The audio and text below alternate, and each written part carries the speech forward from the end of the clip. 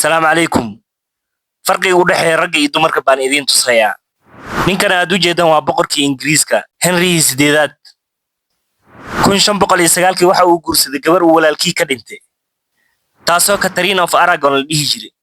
Catherine waxay ahayd gabar Landera ah, waxaan dhal boqoradii Spain Isabel koowaad iyo boqorkii Aragon Ferdinandkii labaad. Waxayna u dhashay gabar Mary la dhihi jiray, laakiin nasiib xumo wax wiil ah umay dhalin. Sida awadeed buu u furay Catherine, laakiin kaniisadii Catholic ee Rome ku taalibaad diiday furiinkaas, maadaama gabadha ay ahayd mid Landera ah. Maadaama ay kaniisadu diiday furiinkiisan, wuxuu go'aansaday inuu isaga baxo diintan xornimada ka qaaday, isagoo dhistay diin isaga u gaar ah oo lagu magacaabo kaniisadii London. Mar labaad haddana wuxuu guursaday Anne Boleyn, taasoo u dhashay boqoradii caanka ahayd Queen Elizabeth koowaad. Laakiin nasiib xumo, iyadoona wax wiil ah umaysan dhalin. Anne Boleyn waxay isqabeen muddo 3 sano ah, maadaama ay dhal wayso wax wiil ah. Sida awadeed wuxuu amray in qoorta laga gooyo. Ninkani Henry ah wuxuu diintan cusub u sameeyay inuu helo wiil xilka ka dhaxla, naagtii dhal waysana dil ama furiin u yaalo.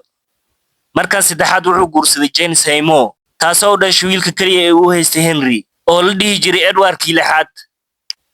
Aad buu Henry u jeclaaday Jane Seymour sababtoo ah waxay siisay wiilkii xilka ka dhaxli lahaa. Nasiib darrase iyaduna way ka dhimatay.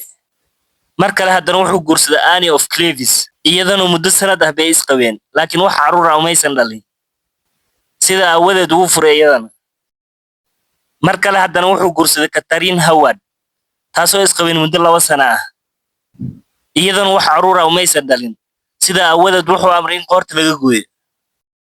Mar lixaad haddana wuxuu guursaday gabar la dhihi jiray Catherine Parr, taasoo isqabeen muddo 4 sano ah, iyadana wax caruur ah umaysan dhalin. Laakiin nasiibkeeda dartii, iyadoon la furin ama la dilin buu dhintay Henry. Dhimashadiis kadib bay nin kale iska guursatay, gabarina u dhashay. Haddaba booskan uu Henry ku jiro haddii ay boqorad ku jiri lahayd maxaa dhici lahaa? Taariikhda Ingiriiska waxaa soo maray islaam boqorad ah oo sidan oo kale ah, caruur dhalin. Henry gabadhiisa Queen Elizabeth koowaad oo boqorad ka noqotay Ingiriiska ayaa waxay ku dhimatay da'da 70aad, wax caruurana maysan dhalin. Haddaba maxaad isleedahay way soo samaysay iyadana? Run ahaantii islaantani hal mar xitaa maysan guursan, iyadoo gabar ah bay ku dhimatay da'da 70 jirka, sababtoo ah waxay diidaneed nin xukunka la wadaaga inuu ka soo ag dhawaado.